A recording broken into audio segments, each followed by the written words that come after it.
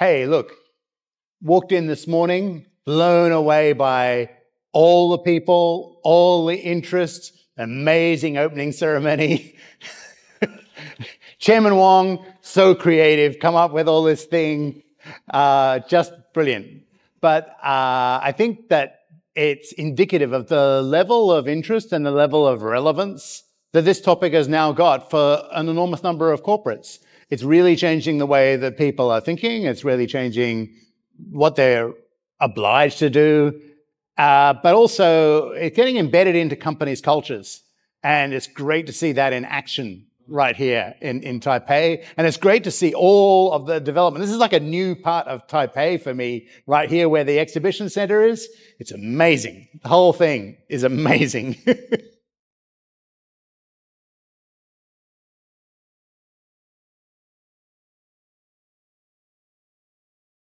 Oh, good question. Yeah, so I've been involved in XBRL pretty much since the start. It's really started in 1998. And that was just in the United States. At that time, I was in Australia. It has developed all around the world and in all kinds of ways. I think, let's see, what are the most interesting things? You know what? The purpose of digital reporting is to provide decision-useful information to companies, to regulators, to policymakers, but most importantly, to investors. And I think that the most interesting things have been first of all, the fact that governments and regulators around the world have said, oh, wait, we need to make sure that there is a digital representation of this information. So we've seen these really very substantial mandates. We saw one here in Taiwan in 2010, if I remember correctly. Massive one in the United States back in 2008, 2009. There are billions of pieces of information that are being provided by companies. It's the company story in a digital form that can be consumed by investors. That's really exciting. And that's happening in 70 countries across the world. That's terrific, which means there's about 130 to go, but it's an amazing start, right? That's fantastic. But right now, because of all the AI developments, this stuff just got much more interesting. The role of people involved in data, the role of people involved in analyzing data. I mean, life got easier and harder and more complicated, but more interesting because of these new AI technologies and what they mean, that allow people to interrogate information in new ways and look across information in ways that perhaps in the past you never could. So I think we're not far away from a day, maybe it's 2 years, maybe it's 5 years. It's hard to work out how quickly this all is moving, but it is really fast. But we're not far away from a day in which any company anywhere in the world that has produced some structured information, it's going to get consumed. And we're going to have really intelligent tools that are going to be looking at that information, making assessments about the relative performance of a particular company. They'll be bucketing that company with peers. They'll be looking at that company as an outlier or as an outperformer. They'll be trying to work out what they should be doing with that. And I think that's going to change a lot of the way that finance works. I think it's going to change a lot of the way that we are comparing information. The fact that at the same time, and okay, it'll take a little while, we've got structured sustainability information coming into that picture. That's another game changer. It means that we get the full picture of the company, not just narrow financials. And whether that's assessing, the sentiment about that company's view of the world, about, how climate change is going to impact their operations versus one of their competitors, or whether it's going to be just looking at the relative financials of, companies across the semiconductor industry instantly, right around the world, big guys, little guys, really having a great understanding. That's really, really impactful. We're not quite there. It's going to take a little while, but, AI is hugely accessible. We just have to make sure that all of the information is discoverable We need to know, hey, there's this hot new company in Taipei. It's on the outskirts. It's on the suburbs. They've only been in business for 3 years. And hey, if I'm an investor in London or in Frankfurt or in Tokyo, I might not never have heard of them. But these kinds of tools are going to surface performance, and they're going to surface interesting things. And that's amazing. And that's a pretty incredible time to be living in, isn't it?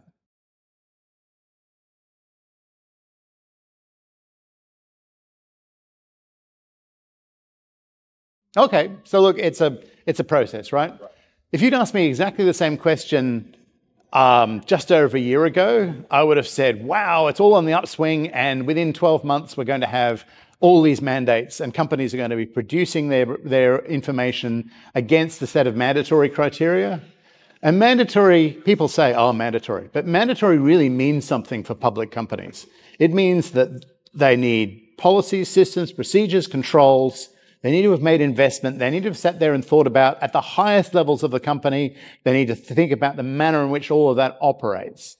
So when the mandates occur, some companies who might not have been keen to be voluntary reporters, they're going to have to go through that whole process. They're going to be thinking about that, and everybody's going to be lifting their game because it is now subject to the same kind of rigor as financial disclosures.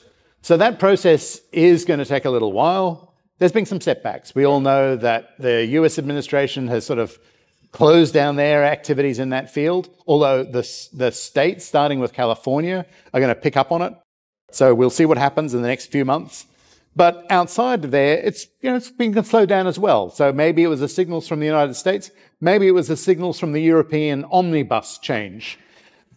But it's interesting to see the enthusiasm and the activity in Asia, because I think perhaps it's you get more typhoons than you used to. But, you guys understand that you need to adapt. You need transition finance to make some changes. You need to think about resilience, and companies need to be thinking through all of the risks that they face, the opportunities they have, and their impact on their society. So I think that Asia is where it's at. You're leading. It's going to take, I used to say it's going to take 2 years. I think it's 2 to 5 years for this to get embedded around the world. But it is just part of that picture. And societies expect it. Investors really want it.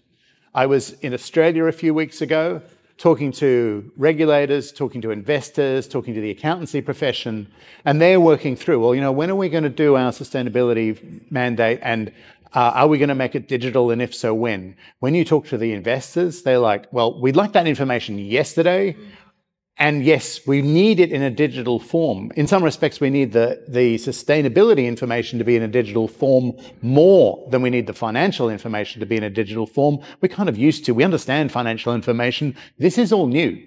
And some companies are going to be doing their sustainability disclosures incredibly well, and it'll be crisp, it'll be clear, it'll be objective.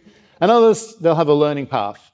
Well, the sooner everybody starts, the better that we the faster we get to investor-grade information in the sustainability space. So I think it is amazing to see the energy in these rooms in this conference center, and the focus of people, and the fact that they're reacting to change and they're thinking about how this is going to impact them and what they need to do. It's outstanding.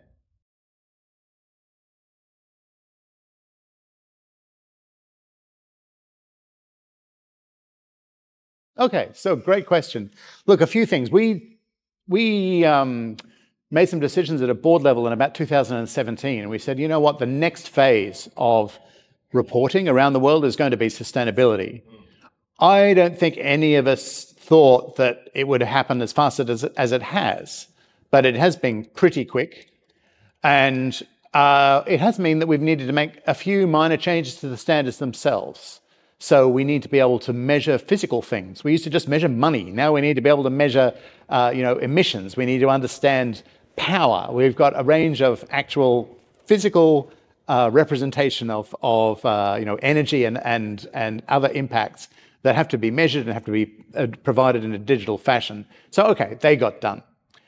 The interesting thing perhaps is we've got a thing called a SIG, a stakeholder interest group, which is a closed forum of just the standard setters. So we work with the IFRS Foundation. We work with ESMA. We work with a number of others, including GRI, and bring those people together every 2 weeks to talk about their digital models and making sure that their models are as technically consistent as possible to share information and expand the scope of what they're doing and encourage, but we can't force, interoperability.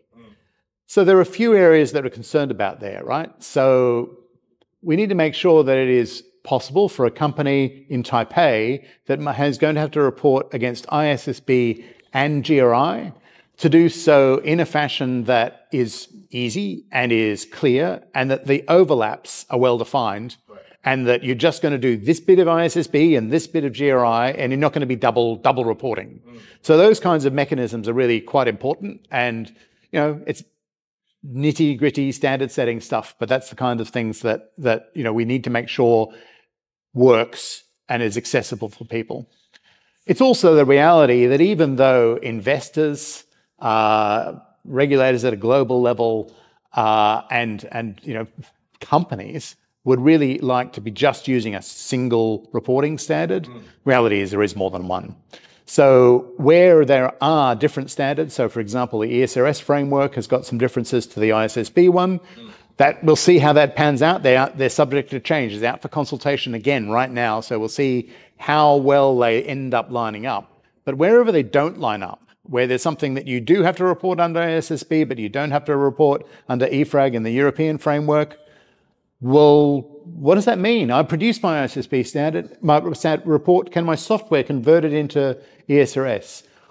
And vice versa. Well, that'll only work if we can get the standard setters to sit down and say, yeah, these things are the same, these things are different, that does exist, that doesn't exist. So it's like a standard setter version of a mapping. Anybody can do a mapping, but if you have 10 consultancy firms and 3 different voluntary bodies producing mappings, they'll all do it slightly differently. So we need the standard setters to sit down and do that work, and that will really make a difference for end users and make a difference for preparers. So that process is lots of meetings, lots of conversations, lots of discussions. Literally happens every 2 weeks. And those kinds of things are just the building blocks. It's just the block and tackling of making sure that this stuff works in the digital age. But we're getting there. Obviously, we need the regulators to come out with their timelines for their sustainability digital reporting, and whereas we used to think that was going to be happening sort of at the end of this year, I think it's the next year and the year after that and the year after that at this stage. So we'll see what happens, but it's a very important period, and it is absolutely the case that investors want this information and they would like to have it yesterday. They're juggling with lots of inconsistent, poor quality information today, and they really need the information to come from the horse's mouth, as we say in English. We need that. We need the information to come direct from the company. There's the company's story, and they have to produce that information in a digital way that the rest of the world can consume. When we get to that, we're really, really getting somewhere.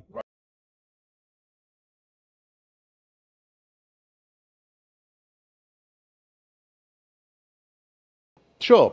Well, I think the main issue, I mentioned it earlier, but I think the main issue for companies is that they actually have to sit down and think in a really disciplined fashion about their sustainability disclosures. Those disclosures now have to cover the whole company, not just this division. They have to cover and be sufficiently accurate that they can audit sign-off on these things. That's starting off gently, but it will end up with the same level of rigor as their financial statements are disclosed with. So they need new systems. They have to have formal policies signed off at a board level, procedures, training, and controls, all built into that process. Now, if they think about the digital aspect of that, when they're doing that, they're going to be in a really good place, because the regulators and markets are asking for that information in digital form, and it'll almost be just the byproduct of that work. If they have to come back to that and rethink some of those policy systems and procedures later on, well, that's kind of rework. So we'd encourage people to think about that up front. But, the process of producing a digital report about sustainability disclosure, is very, very similar to one producing a financial disclosure. We encourage very much people to look at the increasingly intelligent systems that can get you system-to-system transfer of information. So when a company has got a system in-house that is producing climate emissions data, Scope 1 data, for example, then that process is great. But if you then produce it on paper or as a PDF and then have to put it into a different system to make it digital consumable by market, well, I mean, that was a waste. So if you can get that process end to end, that's a win. That will lower your investments overall. It'll lower the amount of effort you have to go to in that process.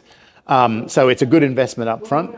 There's lots and lots of different software in the world, but we think that that process is likely to be a more effective approach to informing markets than the old process of producing something on paper and then converting it into a digital form that a regulator can consume and a market can consume. That's a little bit like taking a photo with my digital camera that sits in my phone. Click, here's a photo of you. Oh, what do I do with it now? I'm going to take it down to the chemist, to the pharmacy, to get it printed out on a piece of paper, because that's the way that you used to work with analog photography. Well, let's not do that. Let's just stick with everything digital from the beginning, right? So I think it's more a mindset change than anything else, but that's something for companies to think about.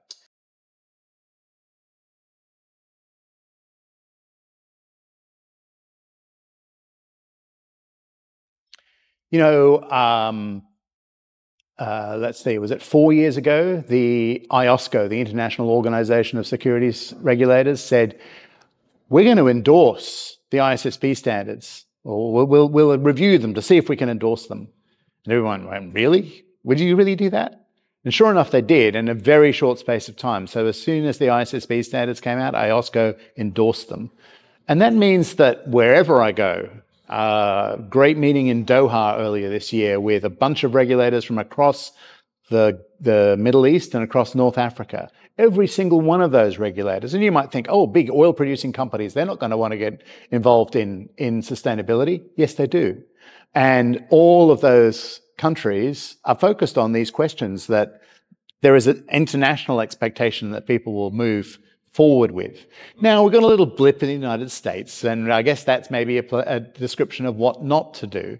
But if you think about that in fast-moving economies like Taiwan, where you are facing demands from investors, you are facing demands from your staff, and you're facing realities associated with your climate that might mean that you've got things that break, that never used to break. Well, it's time to think about that, and it's time to incorporate plans to resolve those things. You might need new forms of finance. You might need to have very specific projects to reshape aspects of your power production, all kinds of things at an individual company level and then at an economy-wide level. It's time for us all to be rethinking these things. Wherever you go, someone's got a story. Oh, we've had these storms. We've never had storms like this before. We've had wildfires. We've had floods. It's a changing world, and I think the countries, the regions, and the economies that are focused on these changes first, they're going to win. They're going to have first access to capital. The better that they provide that information, the more that people will react. You can't invest when you don't have information. So making sure that information is there is going to be really important. And I think that that's why it's so exciting to see what's happening here at the ESG Summit here in Taipei. It's just phenomenal.